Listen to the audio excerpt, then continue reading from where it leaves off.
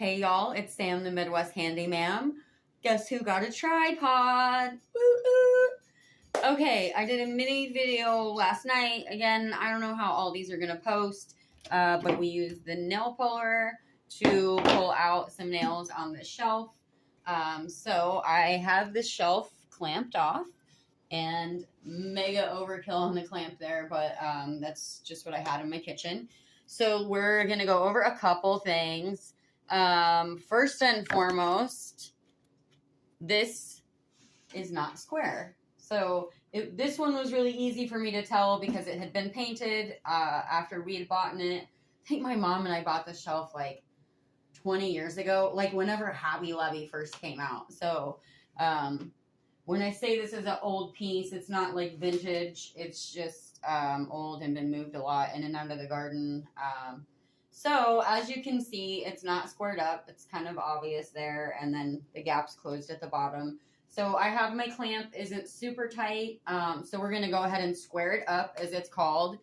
I would have gone out and grabbed like a regular block. But my cat is in the garage and she's in heat and I'm not going anywhere near her. So you may hear her at the door. I'm so sorry. So anyways, I'm going to use this just as a little barrier so that I don't damage my wood. And so when we use the reference to square something up, that's kind of what we mean by that. So we're getting it back at an angle, but now it looks like when I'm looking at my bottom rung, it's sticking out further. So I have over squared and you can see the gap here. And I'm not saying that it was perfectly square when we bought it the first time. So I'm going to go ahead and tap on the bottom. And that's looking probably about the best that we're going to get. So I have selected some nails. We will go over some different nails in the big video. I wanted to use these bright wire nails because they don't have a mega head on them. So that is what you would use for furniture and wood pieces. But these are only 1 inch. And so I'm going to turn back here. Oh my God. Okay, so I've completely unsquared it again. I'm going to tighten up my clamp. Righty tighty, lefty loosey.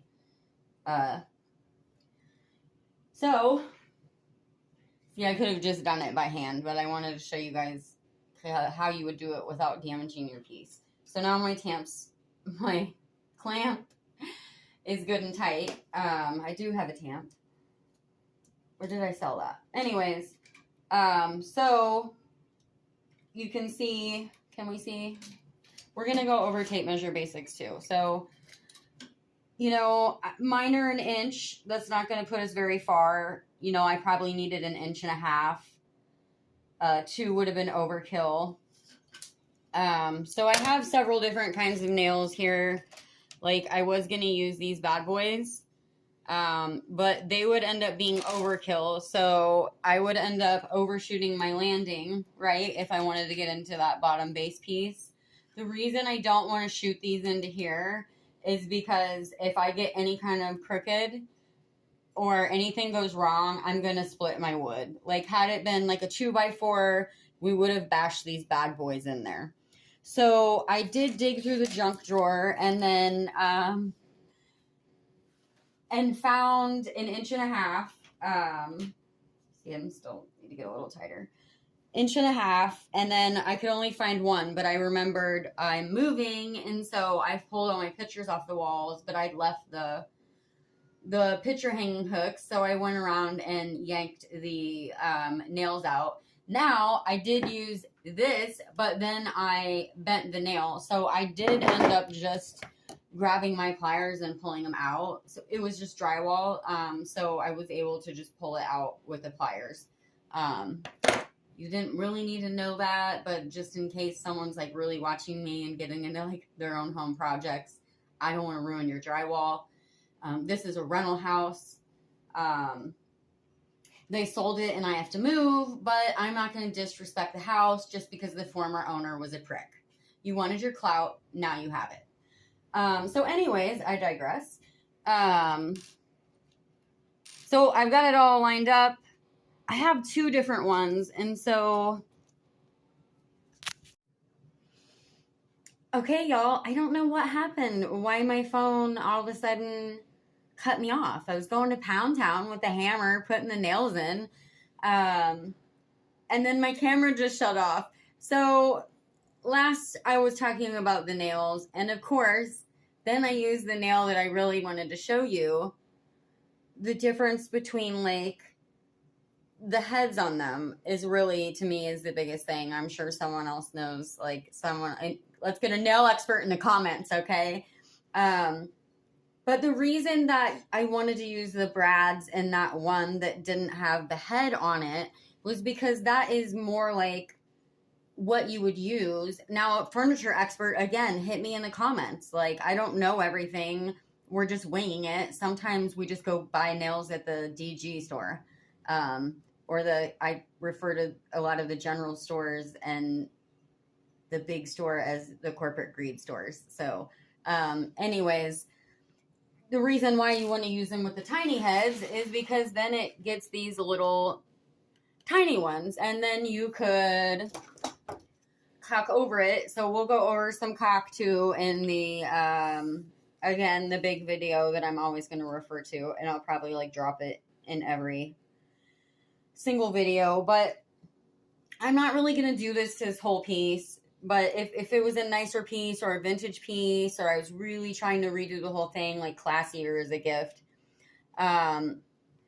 you want to fill in the holes.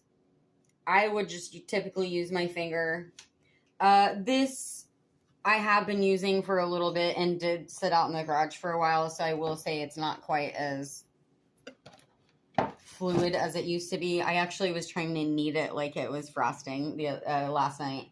But here, and then I'll show you another. Okay, can we see all of them?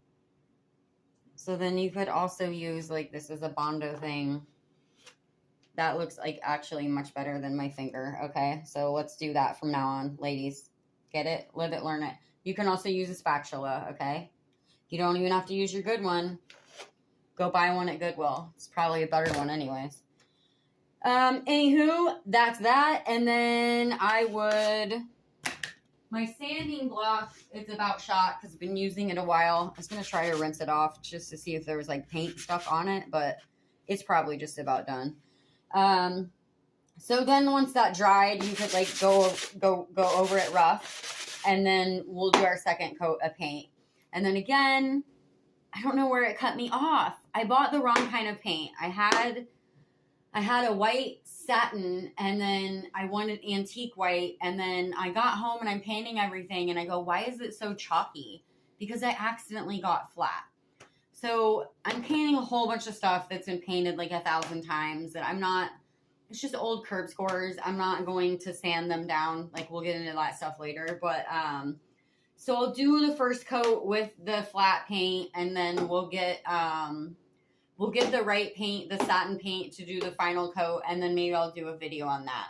So I wanted to do a painting video for you guys, but I paint stuff all the time, and honestly, like, I'm not even gonna lie, I was kind of down this week, and so I just started dragging everything in the other night and just started painting it. It was my quiet time. It was my zen. That's why I had started painting this, and then I stopped because I needed to put this on before I continue painting. Otherwise it wasn't going to sit flush. So, anywho, that's where we're at. I'll finish nailing the bottom. I started to nail it. It cut me off. So, anyways, we've got the top one nailed. I did just go back in the holes that were already there because I'm assuming it's not even exactly lined up anymore. Had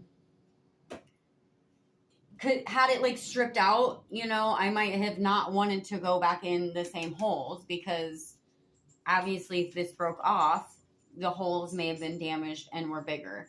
Again, I could have filled them with caulk first, and that would have helped. I've done that before on like my dresser handle. I filled it with caulk and then screwed it in and then left it, and then so far so good. Anyways, I'm going to try really hard to figure out how to put these two videos together now. I guess that'll be my homework for the next couple days here. 4-day weekend from school, so my son will help me figure it out. And I try to go in my settings. I don't know if I just need to touch my camera or move my phone or why it just all of a sudden cut me off. So, technical difficulties. So, thank you. Let me know if you have any better information in the bottom. No need to be rude. I'm not a 30-year carpenter. That's why you're the expert that makes the big bucks, not me. No need to bully. Let's just not go there. So I don't want to have to bully you back. I have all day long, and I am a savage comedian. So if you have something bad to say, keep it to yourself, mothballs. We don't want to hear it. Okay, so learn from my mistakes here. So I took my clamp off, and even that clamp and making it so tight, and I was so worried about my hammer. It's like, that's not it. It's made a circle dent in it. So that was not from my hammer. Anyways, so maybe put a cloth or a little piece of rubber, or like, how about these new things? Yeah, I might have to cut one of these up to use. Because I found them on clearance for like a couple bucks. Anywho, again, see? Alternative items, right? Okay, that's it. Thanks, guys.